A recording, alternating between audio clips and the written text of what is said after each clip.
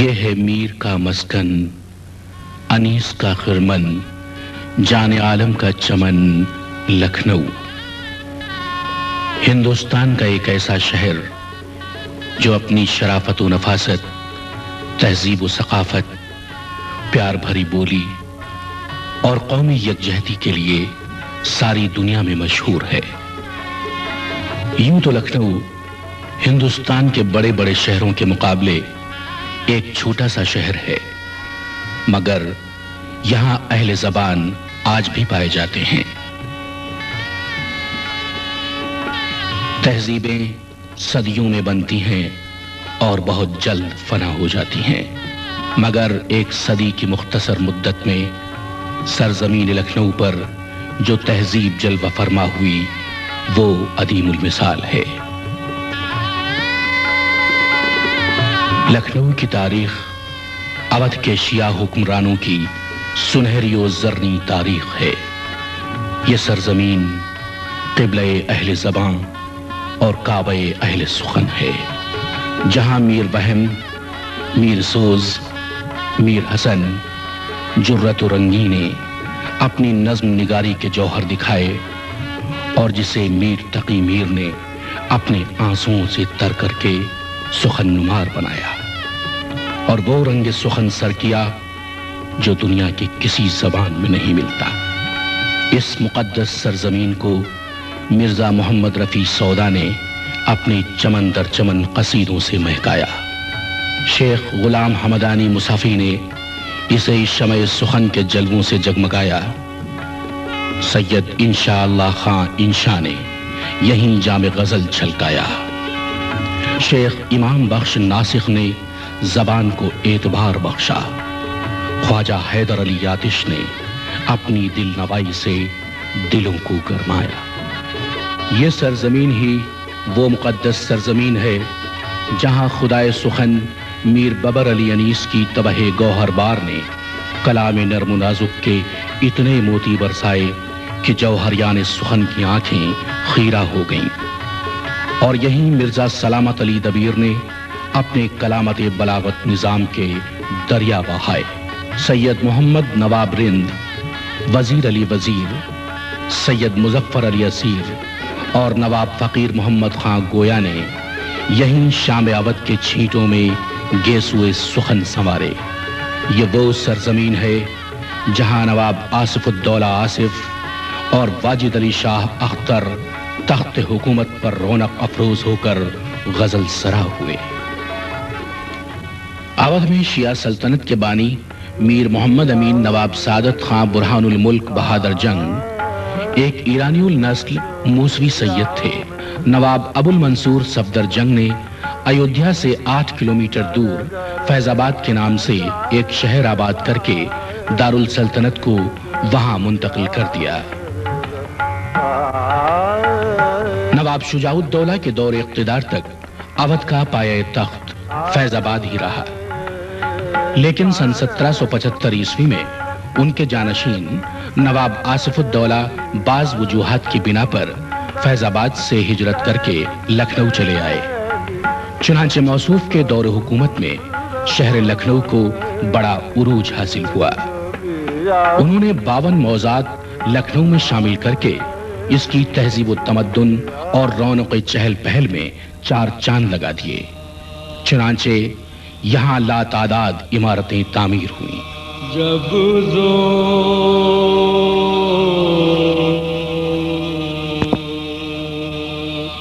تک حسین 72 کو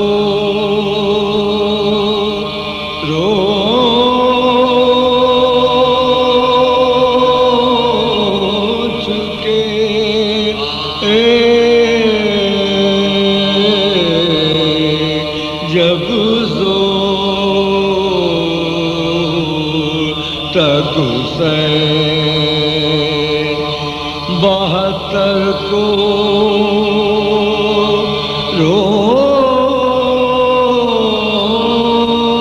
چونکہ نواب آصف الدولہ کو عزاداری امام حسین سے والہانہ عشق تھا، چنانچہ موصوف نے محرم میں मरासिम आज़ादारी की अंजाम दही के लिए सन 1784 ईस्वी में मुबलिग 1 करोड़ रुपए की लागत से इस शोहरे आफाक इमाम बाड़े को तामीर करवाया, जो दुनिया में तामीर शुदा इमाम बाड़ों में सबसे बड़ा है। इसी सबब से ये बड़े इमाम बाड़े के नाम से सारी दुनिया में मशहूर है।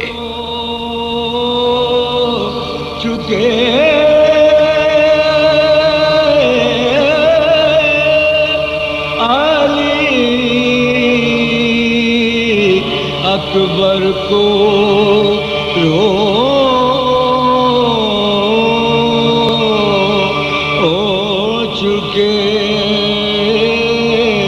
जिस वक्त नवाब आसिफुद्दौला और उनके वजीर नवाब हसन रजा खान सरफराजुद्दौला शियत का फरोग चाहते थे, तो उस वक्त एक मुजतहिद का होना निहायत ही जरूरी था। चुनाचे कुदरत ने सादात जायस और नसीराबाद के इल्मी खानवादे की एक फर्द सैयद दिलदार अली गुफराम आपको हसास दिल, दकीक नजर, रोशन दिमाग, इनकलाबी जहन, आहनी अज़्म और पुरतासीर ज़बान अता करके तजदीद मजहब, तामीर कौम और तंजीम मिल्लत के लिए मुकर्रर फरमा दिया। अवध के दीगर हुक्मरानों के दौर इक़्तिदार में भी लखनऊ में शियत ने बड़ा फरोग पाया और मुताद्दिद इमाम बाड़े तामीर हुए, जो अज़मत पारीना की बेहतरीन यादगारें हैं। वो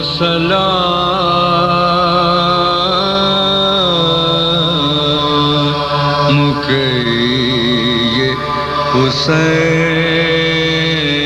पर के बहिश्त जिसे का सिला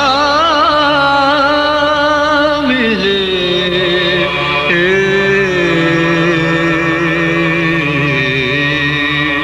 वो सलाम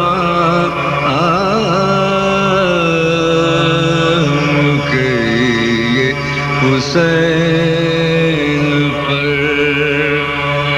वो सलाम कहिए हुसैन पर के बहिश्त जिसी का सिला मिले, ये तलब तो अपनी तरफ से है, मुझे देखिए वहाँ क्या मिले, वो सलाम कहिए हुसैन पर, जो दरे हुसैन कहो गदा, उसे हो रसाई अली तलब, जो दरे। यही वो इमाम बाड़ा है जहां से जलीलुल कद्र मरसिया गो शोरा खुदाए सुखन मीर बबर अली अनीस और मिर्जा सलामत अली दबीर ने फन मरसिया ख्वानी में उरूज पाया। जो अली मिले तो नबी मिले, जो नबी मिले तो खुदा मिले, वो सलाम कहिए हुसैन पर, बड़ा हुर का यारो नसीब था कि जो पहुंचा नार से नूर तक, बड़ा हुर का यारो नसीब था कि जो पहुंचा नार से नूर तक, हुआ फज़ल हक़ का जो सामना, तो हुसैन राहनुमा मिले। सलाम। अवध के 10वें हुक्मरान बादशाह अमजद अली शाह के दौर इक़्तिदार में ममलिकत के जुमला अदालती निज़ाम उलमाए खानदान इज्तिहाद के सुपुर्द कर दिए गए और शरअ मोहम्मदी व आज़ादारी इमाम हुसैन ने बेपनाह फरोग़ पाया।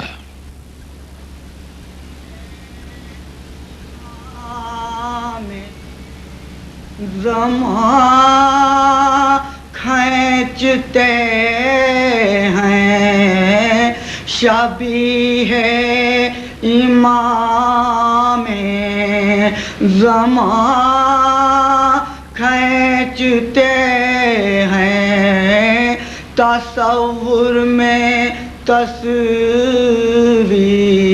जां खींचते हैं तसव्वुर में तस्वीर जां खींचते हैं। कहाँ बेड़ियाँ आए कहाँ पाए आबिद कहाँ बेड़ियाँ और कहाँ पाए आबिद और ये लंगर कहीं ना तवा ये लंगर कहीं ना तवा खींचते हैं। सन 1856 ईस्वी में अवध के आखिरी हुक्मरान वाजिद अली शाह को अंग्रेजों ने तख्त से माजूल कर दिया। बादशाह कलकत्ता चले गए। सन 1857 ईस्वी में पहली जंग आजादी के शोले भड़क उठे।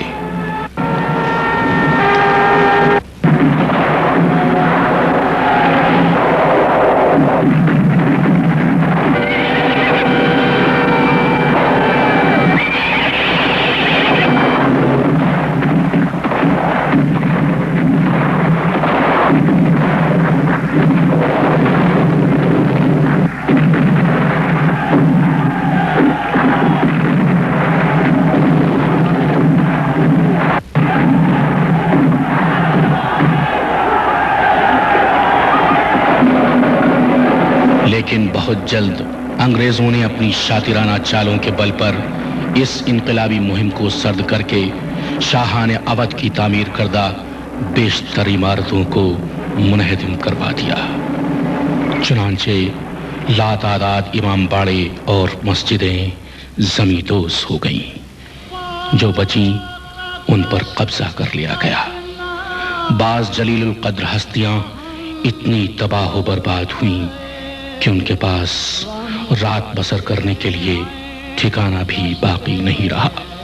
गुर्बत में गिरफ्तार सितम लूटते हैं शोर बरपा है ये रांडों में कि हम लुटते हैं शोर बरपा है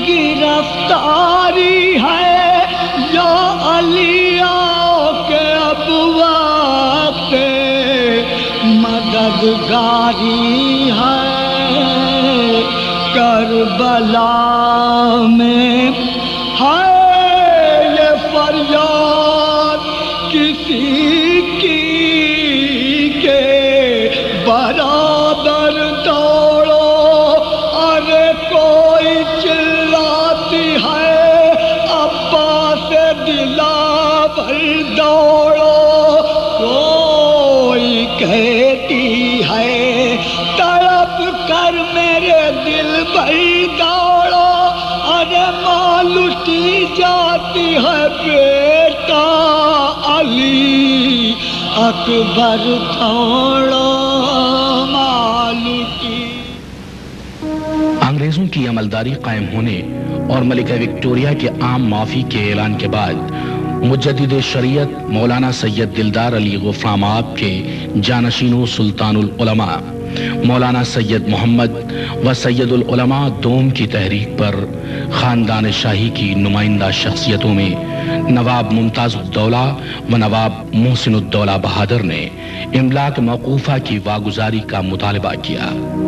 چنانچہ متعدد امام باڑے انگریزی تسلط سے آزاد ہوئے و دیگر جدید تعمیرات ہوئیں۔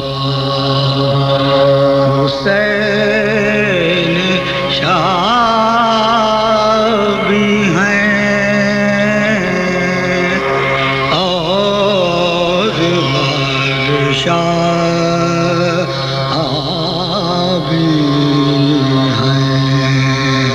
حسین دین بھی ہے اور بنا بھی ہے، نہ کی یزید کی بیعت کٹا دیا سر کو، نہ کی یزید کی بیعت کٹا دیا سر کو، اسی وجہ سے تو بنیاد لا الہ بھی۔ سن 1888 عیسوی میں حسین آباد وقف کے زیر اہتمام لکھنؤ کے ممتاز رئیس نواب مہدی حسین خان نے مولانا سید ابو الحسن صاحب تابسرہ کی تحریک پر سلطان العلماء کا قائم کردہ مدرسہ جامع سلطانیہ از سر نو قائم کیا، جو سلطان المدارس کے نام سے مشہور ہے۔ لکھنؤ کے ایک اور رئیس مرزا بہادر مرزا محمد عباس علی خان نے مولانا ابو الحسن صاحب کی تحریک پر سرکار نجم الملت کی زیر سرپرستی مدرسہ جامع ناظمیہ قائم کیا، جو ایک دینی درسگاہ ہے۔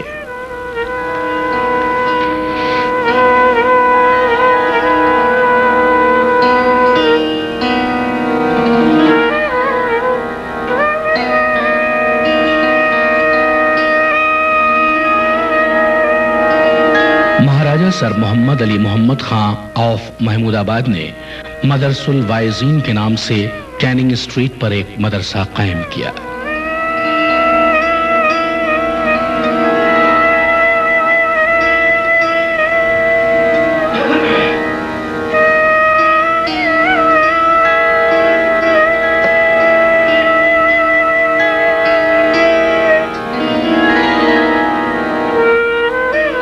سن 1907 عیسوی میں خاندان اجتہاد کی نمائندہ شخصیت جید عالم دین قدوۃ العلماء مولانا کلب صادق عرف آقا حسن صاحب تابسرہ نے شیعوں کی سماجی فلاح و بہبود کے پیش نظر انجمن صدر الصدور امامیہ قائم کی، جو تقریباً 2 سال کے بعد شیعہ کانفرنس کے نام سے موسوم ہو گئی۔ اس ادارے کے تحت بہت سے فلاحی کام ہوئے، جن میں شیعہ یتیم خانے کی یہ عظیم الشان عمارت مولانا سید مقبول حسین ظریف لکھنوی کی زیر نگرانی تعمیر ہوئی۔ اس ادارے کے تحت شیعہ کالج قائم ہوا، جس میں سرکار ناصر الملت تابسرہ و دیگر اکابرین ملت نے بڑھ چڑھ کے حصہ لیا۔ سن 1937 عیسوی میں خاندان اجتہاد کے مایہ ناز فرزند اور بر صغیر کے یگانہ مجتہد آیت اللہ العظمی سید العلماء مولانا سید علی نقی صاحب تابسرہ فارغ التحصیل ہو کر نجف سے لکھنؤ واپس آئے۔ موصوف نے کتب اسلامی کی نشر و اشاعت کے لیے لکھنؤ میں ایک ادارہ امامیہ مشن کے نام سے قائم کیا۔ سن 1929 عیسوی میں شیعوں میں سیاسی شعور بیدار کرنے کے لیے مرزا عابد حسین اور مرزا جعفر حسین مرحومین نے راجہ نواب علی خان پرنس مرزا اکرام حسین و دیگر معززین قوم کی سرپرستی میں آل انڈیا شیعہ پولیٹیکل کانفرنس کے نام سے ایک جماعت قائم کی، جو کچھ ہی عرصے بعد انڈین نیشنل کانگریس میں ضم ہو گئی۔ فرنگی غلامی کی زنجیروں میں جکڑے ملک کی آزادی کی جدوجہد نے زور پکڑا اور آخرکار 15 اگست سن 1947 عیسوی میں ملک آزاد ہو گیا۔ سن 1951 عیسوی میں قانون خاتمِ زمینداری و اصلاح اراضی ایکٹ کے پاس ہو جانے کے بعد جاگیردارانہ نظام نے دم توڑ دیا۔ شیعہ بستیوں میں فلاکت پوری طرح منڈلانے لگی۔ ان کی طرز معاشرت میں حصول معاش کے لیے بھی بہت سے دروازے بند تھے۔ انگریزی پڑھنا گناہ تھا، سرکاری ملازمت وسیلہ جہنم تھی، زینت و حرفت کی طرف توجہ کرنا شان ریاست کے منافی اور آباء و اجداد کے وقار کو خاک میں ملانے کے برابر تھا۔ نتیجتاً شیعہ آبادیوں پر فلاکت کے بادل چھا گئے اور وہ ہر میدان میں پچھڑتے چلے گئے۔ مولانا سید کلب حسین صاحب نے ادارہ اقتصادیات شیعہ کا انعقاد کیا۔ مولانا سید کلب عابد صاحب نے اپنے فصیح و بلیغ خطبوں کے ذریعے قوم میں بیداری کی روح پھونکی۔ جو عالموں کا پالنے والا مولانا سید غلام عسکری صاحب تابسرہ نے تحریک دینداری کا آغاز کر کے تنظیم المکاتب قائم کیا۔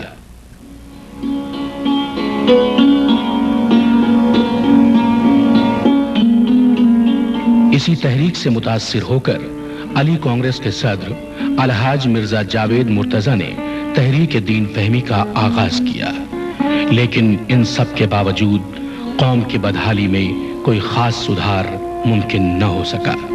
چنانچہ پرانے لکھنؤ کے قدیم محلے جوہری محلہ کی ان تنگ گلیوں سے ہندوستانی علماء کے سب سے قدیم خانوادے خاندان اجتہاد کے چشم و چراغ آل انڈیا مسلم پرسنل لا بورڈ کے نائب صدر اتحاد بین المسلمین کے علمبردار مشہور قومی رہنما مولانا ڈاکٹر سید کلب صادق صاحب نے قوم کی فلاح و اصلاح کا بیڑا اٹھایا۔ انہی فلاحی اسکیموں کو انجام دینے کے ساتھ مولانا ڈاکٹر کلب صادق خدائے سخن میر ببر علی انیس کی خدمات کو بھی فراموش نہ کر سکے۔ چنانچہ مئی 1992 میں میر انیس کی یاد میں توحید المسلمین ٹرسٹ کے زیر اہتمام سہروزہ سیمینار کا انعقاد ہوا اور ان کے مقبرے کی تعمیر جدید عمل میں آئی۔ بس انی سب دعا مانگ کہ اے رب عباد، لکھنؤ کے طبقے کو صدا رکھ آباد، رونے والے شہ والا کے رہیں خلد میں شاد، ان کے سائے میں بہر و مند ہو ان کی اولاد، عشرۂ ماہ ازا نالہ کشی میں گزرے، سال بھر شے کے غلاموں کا خوشی میں گزرے۔